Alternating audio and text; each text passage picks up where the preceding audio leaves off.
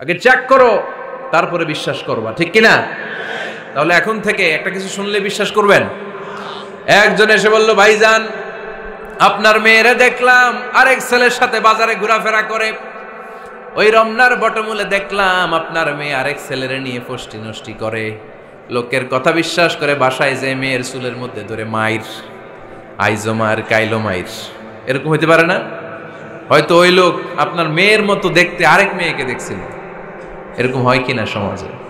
একজন এসে বললো, ভাই আপনি এখানে ভাবিরে তো দেখলাম ওই জায়গায় আরেক লোকের সাথে ঘোরাফেরা করতেছে, খবর রাখেন না বাসা? আপনি রেগে মেগে, ঘটনা কি? আমার খেয়ে আমার পরে আরেকজনের সাথে, যে এই বাড়িতে যে মায়ের, কোনো কথা নেই। দেখবেন যে ছোট্ট মারামারি থেকে এই ঘটনা অনেক সময় বিচ্ছেদ বা ডিভোর্স পর্যন্ত গড়ায়, ঠিক কিনা? ওই যে শোনা কথায় কান দিচ্ছেন, ফাতাবাইয়ুন, আপনি চেক করেন নাই। হয়তো আপনার স্ত্রীর মতো দেখতে বা আপনার স্ত্রী যে জামা পরে, যে পোশাক পরে, এরকম পোশাক পরে আরেক নারীকে দেখছে, আপনার বউ না এটা। আপনার মেয়ের ব্যাপারে যে তথ্য দিয়েছে এটা সঠিক নয়, সে আপনার মেয়ের মতো আরেকটা মেয়েকে দেখেছে, এসে আপনার কাছে বলে দিছে, আপনিও বিশ্বাস করছেন। ভেজাল আছে না নাই? এই ভেজালগুলোকে থামানোর জন্য কোরআনে এই বিধানগুলো নাজিল করেছে কে? তাহলে ফরিদপুরের ভাইয়েরা, সমাজটারে সুন্দর রাখার তথ্য একটা শুনলেই বিশ্বাস করবেন না। সিলে কান নিয়ে গেছে শুনলেই সিলের পিছনে দৌড়, নাকি? কি করবেন? আগে কানে হাত দিয়ে একটু দেখবো কান দুইটা আছে না নাই, তারপরে চিলের পিছনে দৌড়ানো। তাহলে এখন থেকে আমরা তথ্য একটা শুনলেই বিশ্বাস করব। তাহলে কি করবেন? বলতে হবে কি করবেন? যাচাই বাছাই, জাস্টিফিকেশন অফ দ্য নিউজ। কোন নিউজ জাস্টিফিকেশন ছাড়া আমরা প্রচার করব, বিশ্বাস করব, শেয়ার করব না।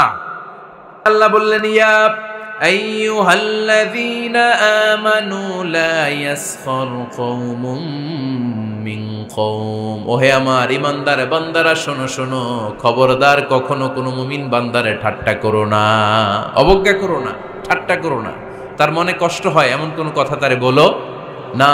নেভার স্কপ অফ এনিবডি, কাউকে নিয়ে ঠাট্টা করবেন না। তার দেহ নিয়ে, তার আকৃতি নিয়ে, তার বংশ নিয়ে।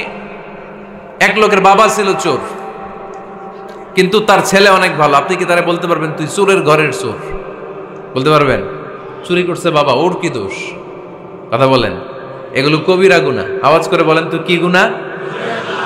কবিরা গুনাহ। কারো আকৃতি নিয়ে, আমার ফরিদপুরের কলিজার টুকরা যুবক ভাইরা, কারো আকৃতি নিয়ে কখনো অবজ্ঞা করবে না, তুচ্ছ জ্ঞান করবে না।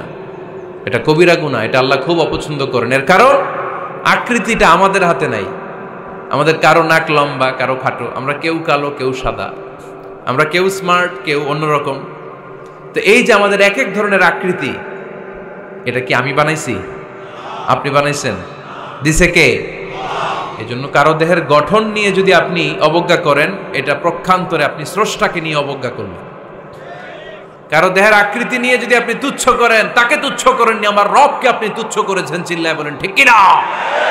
খবরদার, তুই কালু, তুই লম্বু, তুই মোটু, তুই কানা, তুই রোহিঙ্গা, আছে না নাই? ইদানিং ইদানিং এটা খুব চলে। এই রোহিঙ্গা নামটা আছে না? ফরিদপুরে এগুলো ঢুকে নাই না? আমাদের ওইদিকে দেখি কি অবস্থা, কারোর সাথে কেউ লাগলে তুই রোহিঙ্গা। কি আশ্চর্য, এই গালি কবে আসলো? হ্যাঁ, অনেক ধরনের গালি। ঢাকায় আর একটা চলে ফইন নির্বুত, কি বলে? এই এগুলো আগে শুনি নাই আমরা, রিসেন্ট এগুলো বলা শুরু করছে। ফইন নির্বুত, রোহিঙ্গা না। এগুলো বলে আপনি কাউকে অবজ্ঞা করতে পারবেন? পারবেন না।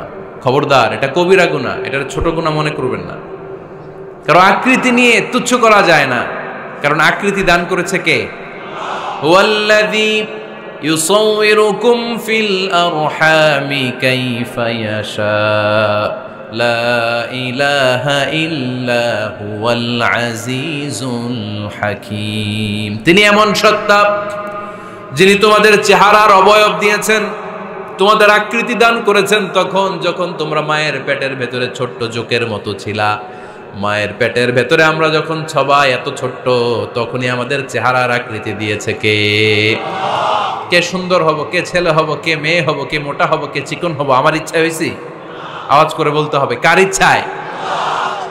প্রত্যেককে যদি আল্লাহ প্রত্যেকের নিজের চেহারা ডিজাইন করতে দিতেন, আল্লাহ যদি বলতেন তোমার চেহারাটা কেমন হবে তুমিই ডিজাইন করো, তাহলে আপনি আপনারা কেমন বানাতেন? হ্যাঁ বলেন, ফরিদপুরের ভাইরা বলেন, সুন্দর করে বানাতেন তাই না? সবচাইতে স্মার্ট, সবচেয়ে সুন্দর করে আমি আমার চেহারাটা বানাতাম যদি আমাকে ডিজাইন করার সুযোগ দেওয়া হতো। কিন্তু এই সুযোগ তো আল্লাহ দেন নাই। ডিজাইন স্বয়ং করে দিয়েছেন কে? কোন নারীকে যদি আল্লাহ বলতে এই নারীরা তোমাদের চেহারা কার কেমন লাগবে তোমরা বানাও, প্রত্যেক নারী কি করতো? বিশ্ব সুন্দরী করে নিজেকে বানাতো। খুদ ধরার মতো কোনো জায়গা সে নিজের জন্য রাখতো না, ঠিক কিনা? কিন্তু এটা আল্লাহ দেন নাই। এই আকৃতিটা আমাদেরকে সরাসরি দান করেছেন কে? খবরদার, আমাদের অনেকে বিকলাঙ্গ, আমাদের অনেকের হাত ছোট, পা বড়, দেখতে মোটা, কেউ চিকন কেউ কালো। খবরদার, কারো আকৃতি নিয়ে কখনো কোনো অবজ্ঞার সুরে, ঠাট্টার সুরে কোনো কথা আমরা বলবো না। রাজি আছেন? সবাই রাজি আছেন? আল্লাহ রাসূল সাল্লাল্লাহু আলাইহি ওয়াসাল্লামের এক সাহাবী ছিল, নাম ইবনে মাসউদ রাদিয়াল্লাহু তাআলা আনহু। ওনার পায়ের নলা ছিল খুব চিকন, অস্বাভাবিক চিকন, স্বাভাবিক না। তো উনিও এটা ঢেকে রাখতেন, দেখাতেন না কাউকে। একদিন উনি খেজুর পাড়ার জন্য খেজুর গাছে উঠলেন। খেজুর গাছে ওঠার পরে নিচ থেকে সাহাবারা পায়ের চিকন নলা দেখে ফেলছে। দেখে সবাই হাসি, সবাই হেসে কুটি কুটি। বিশ্বনবী বললেন, হেসো না, খবরদার, আমার ইবনে মাসুদের পায়ের চিকন নলা দেখে হেসো না। আমার ইবনে মাসুদের এই পায়ের চিকন নলা যদি মিজানের পাল্লায় উঠিয়ে দেয়া হয়, কিয়ামতের দিন উহুদ পাহাড়ের চেয়েও ভারী হয়ে যাবে। খবরদার, আমার ইবনে মাসুদকে আমার আল্লাহ অনেক পছন্দ করে, তার পা চিকন দেখে তাকে তুচ্ছ করো না। আল্লাহর হাবিব সাল্লাল্লাহু আলাইহি ওয়াসাল্লামের 11 জন স্ত্রীর মধ্য থেকে একজন স্ত্রী ছিলেন একজন স্থূল আকৃতির, অবিসিটি ছিল, একটু মোটা। ওনার নাম ছিল সাফিয়া রাদিয়াল্লাহু তাআলা আনহা। আম্মা জান আয়েশার সাথে একবার সাফিয়ার ঝগড়া। নবীদের বউদের মাঝে মাঝে মাঝে ঝগড়া হতো, তবে সেটা হতো মধুর ঝগড়া। সুবহানাল্লাহ পড়েন। আম্মা জান আয়েশা রাদিয়াল্লাহু তাআলা আনহার বাসায় একদিন বিশ্বনবী বসা ছিলেন। আরেকজন স্ত্রী, বিশ্বনবীর আরেকজন স্ত্রী রান্না করে কিছু খাবার আম্মা জান আয়েশার ঘরে পাঠিয়েছেন। এক দাসী দিয়ে বলল, যাও এটা আয়েশার ঘরে দিয়ে আসো, কারণ নবী আয়েশার ঘরে। আম্মা জান আয়েশা রাদিয়াল্লাহু তাআলা আনহা বললেন, এগুলো কি? ওই দাসী বলে, তরকারি। কে দিছে? অমুক স্ত্রী। কেন দিয়েছে? আমি কি রান্না করতে পারি না? তোমরা রান্না তোমরা খাও। এই কথা বলে পাতিল সহ উড়ায় মারছে চেহারার মধ্যে।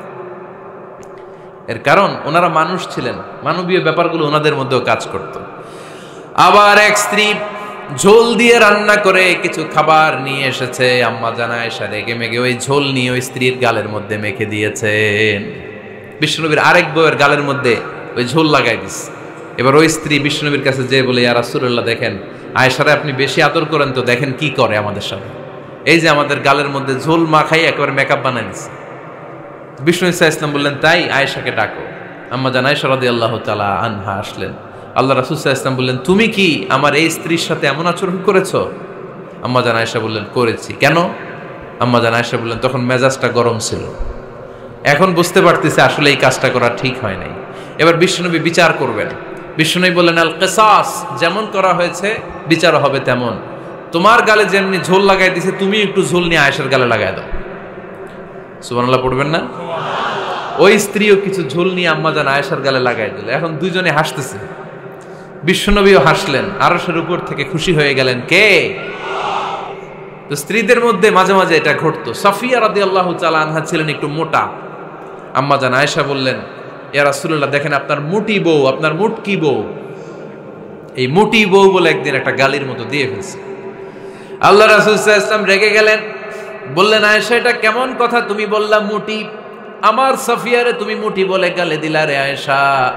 ইয়া আয়েশা লাকাদ কুলতি লা কালিমা লাউ মুজিজাত বিমাইল বাহরি লামাজাজাতহু। এমন একটা মন্তব্য তুমি সাফিয়ার ব্যাপারে করে ফেলেছো রে আয়েশা, এই কথাটা যদি সাগরের নীল পানির মধ্যে ছেড়ে দেয়া হয়, এই কথার পঙ্কিলতার কারণে, এই কথার কর্দমাক্ততার কারণে, এই কথার পঙ্কিলতার কারণে সাগরের সব পানিগুলো মুহূর্তের মধ্যে কালো হয়ে যাবে। এই কথাটা সাগরে ফেলে দিলে সাগরের নীল পানি পুরোটা কালো হয়ে যাবে। আয়েশা, খবরদার, কাউকে তুচ্ছ করে অবজ্ঞা করে কখনো কিছু বলা যাবে না। এই জিহ্বাটা এটা ভয়ঙ্কর একটা অঙ্গ। বেশিরভাগ পাপ এই জিহ্বা দিয়ে হয়। কি দিয়ে হয়? এজন্য সাহাবারা জিহ্বা ধরে মাঝে মাঝে জিহ্বার মধ্যে ব্যাত মারতেন। আর বলতেন জিহ্বা তোর জন্য আমি আটকে যাব কিয়ামতের দিন। আমলিক আলাইকা লিসানাক, নিজের জিহ্বার মালিক নিজে হন। আপনার জিহ্বার মালিক যেন শয়তান না হয়ে যায়। জিহ্বা আপনার, শয়তানের ভাষায় আপনি কথা বলেন কেন? খবরদার, প্রতিটা কমেন্ট, প্রতিটা কথা, প্রতিটা মন্তব্য, এগুলোর ব্যাপারে কিয়ামতের দিন পাই টু পাই করে আপনার কাছে আল্লাহর সুপ্রিম কোর্টের কাঠগড়ায় দাঁড় করিয়ে আপনারা জিজ্ঞেস করবে কে? এজন্য বিশ্বনবী বলছেন মাইয়াদমানলি মা বাইনা লিহিয়াইহি ওয়া মা বাইনা রিজলাইহি আদমান লাহুল জান্নাহ। আমার কোন উম্মত যদি দুইটা অঙ্গের গ্যারান্টি আমারে দেয়, আমি আমার উম্মতকে জান্নাতের গ্যারান্টি দেব। দুইটা অঙ্গের, একটা হলো জিহ্বা আর একটা লজ্জাস্থান। দুই চোয়ালের মাঝে যা থাকে লিজ্জা জিহ্বা, আর দুই পায়ের মাঝখানে যা থাকে লজ্জাস্থান। এই দুইটা অঙ্গের গ্যারান্টি যদি বিশ্বনবীকে আপনি দেন যে নবী জিহ্বা আর লজ্জাস্থান এই দুইটা অঙ্গের কোনো পাপ আমি করব না, নবী বলে আমি দুনিয়ায় তোমার জান্নাতের গ্যারান্টি দিলাম। এজন্য জিহ্বাটারে সামলান, যা মনে চায় বললেন না। খবর আছে না নাই? খবর আছে। মা ইয়ালফিযু মিন কাউলিন ইল্লা লাদাইহি রাকীবুন আতীদ। যা মুখ দিয়ে বেরোয় লিখে রাখার জন্য দুইজন ফেরেশতা রেডি করে রেখেছে কে? চিল্লায় বলেন। যতদিন আমরা বেঁচে থাকবো ততদিন থাকবে আমাদের কাঁধে। আমরা মরে যাবো, এই ফেরেশতারা উড়াল দিবে, ঠিক কিনা?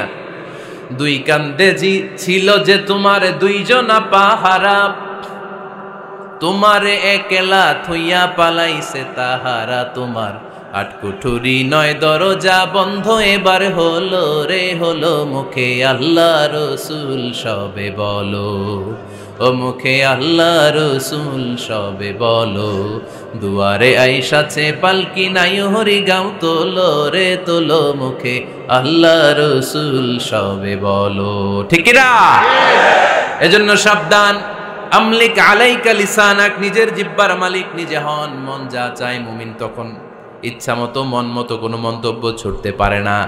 বিশ্বাসী বলে যদি নিজেকে দাবি করেন, নিজের জিহ্বার মালিক নিজে থাকার দরকার আছে না নাই?